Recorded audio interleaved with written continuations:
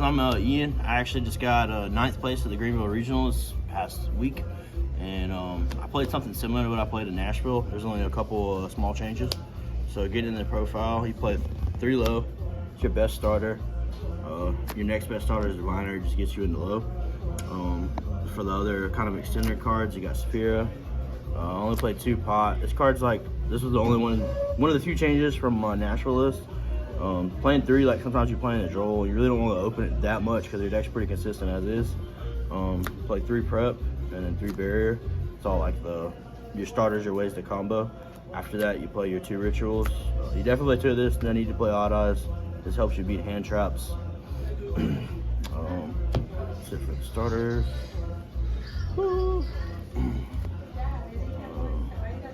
After that, you got to play all like the kind of like bricky weird cards. This card, almost never had this card. Always summoned off the trap. Most of the time, you should be going for the trap and the combo, anyways. Yeah, trap is just really good disruption. Yep, it is. If you're able to use the trap to summon him out on like your turn 1, that means your trap's free to use the pop. You don't have to worry about summoning him out on your opponent's turn. Next up to the non-engine, we play Call By, 2 Moonlit, 3 Imperm, 3 Ash, Green Dip, 3 Whaler. Shiny QCRs. Yes, sir. So we cut one of the pots, just became Moonlit. You just want to play more gun second cards. Makes sense. What are you really like worried about? Right now is the Boy Breakers, man. A lot of people are changing their decks. The Boy Breakers are pretty rough. I changed up my side for that. I kind of show y'all and tell y'all what it originally was, what it is now. I guess we'll go to extra deck.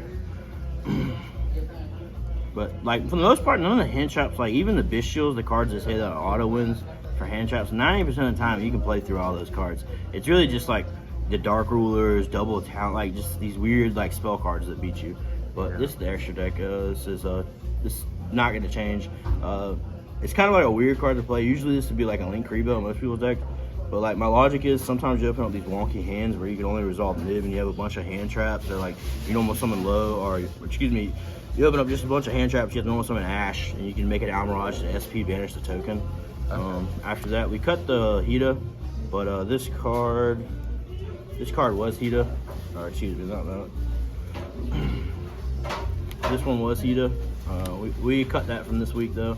We're gonna play something different. And then after that, we played 2 SPs. Double SP? Yes, sir. And QCR. Yeah. Oh, 1 QCR. Oh, yeah. I mean, I'm broke, bro.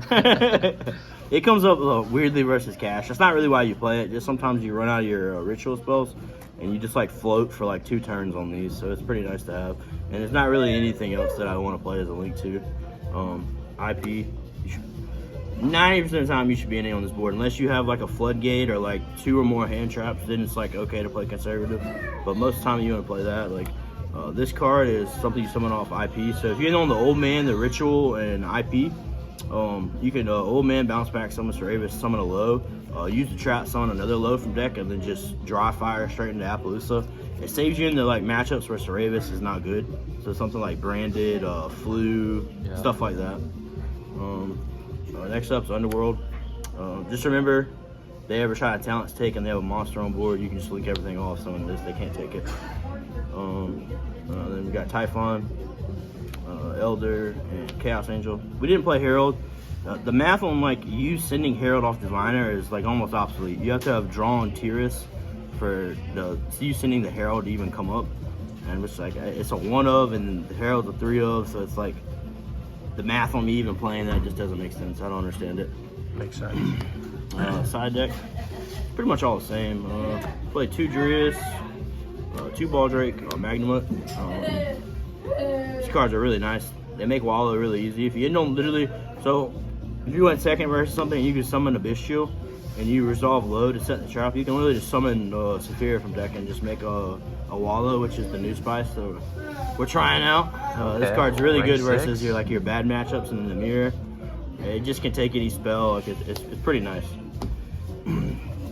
After that, we played 2 Phantasme. We were playing 3. I cut it down to 2 because I wanted to play talents. So this was the 3rd Moonlit, and then I played 3 Phantasme originally, but we're trying out 2 talents. I like it. And then we're going second cards. Our Going second, spell trap removal with Cosmic and Lightning Storm. It works out for side patterns that I just play one Lightning Storm because going against Fire Kings, I always side in 2 of these. So if I'm siding a third spell trap removal, I'd rather it just be like a mass blowout versus some of the stun decks. Yeah. And then this card was Summon Limit. I'm trying out anti-spell for this event that we're going into for a prize card. Kind of goes back to where like the deck can play through almost all the hand traps. Just sometimes like these blowout random spells, like them having a cross out or a talents or something going second that just barely beats your hand. It's pretty aggravating, and this card's pretty good in itself. So, but that's it for the profile. For sure. Any shout outs you want to do? Yeah, shout out to the team, man. Shout out Team Sauce, bro. Yeah. Shout out Team Power. Shout out Toon Gaming for hosting the prize card tournament. For sure. Sir.